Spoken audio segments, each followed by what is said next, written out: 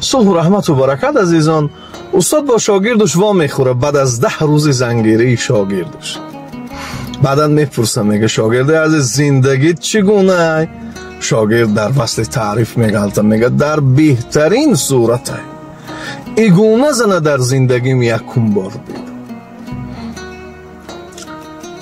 استاد در وقتی تعریفش میگذره میگه که شاگرد عزیز ارزندگی تعریف داره. میگه استاد گرامی از اینم بالا. استاد میگه خدا عزتت بتیه. بعدن میرن یک خربوزه رو میگیرن و میره خانه، بالای کد میشینه و میگه زنک همو خربوزه رو بیار. زنش همو خربوزه رو میاره و بعدن استاد خنگاه میکنه و میگه نه این نشید دیگه شه بیار. زنک میره و دیگه شه بیار. باید استاد نگاه میکنه میگه نه نشید دیگه شه بیار. زنک میره و دیگه شه بیار. استاد نگاه میکنه و خربوزه رو میکشه و تعلیم در شاگردش میتیه و تعلیم دیگه شه خودش میخواد. بعدن وصل تعریف خربوزه رو میگذاره میگه چی خربوزه شیرین، چی این مزه، ای چی لذیذیت داشت.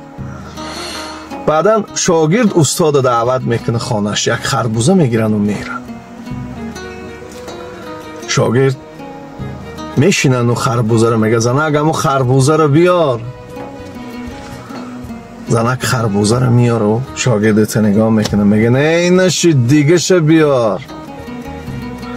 زنک میگه که نباشه دیگهش کدام شه بیارم.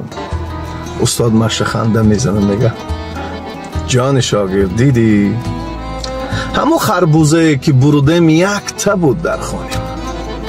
هر باره که زن میگفتم تو دیگه شه بیار با سکوت میرفت و با همو رو میار.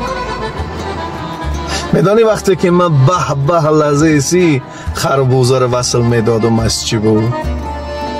از خوش اخلاقی زنی ما بود، از او لذیذ میام.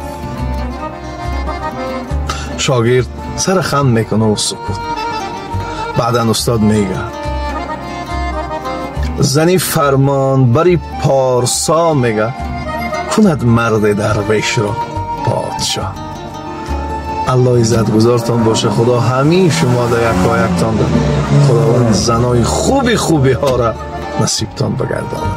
واقعا از همت به منتداری نمیگذرم. منتدارم برادر و خواهرای گرامی که در ویدیوهای گذشته دستگیری من میکنید و امیدوارم که در آینده هم دستگیر میکنید. الله دوستدار و مددگار و یاور و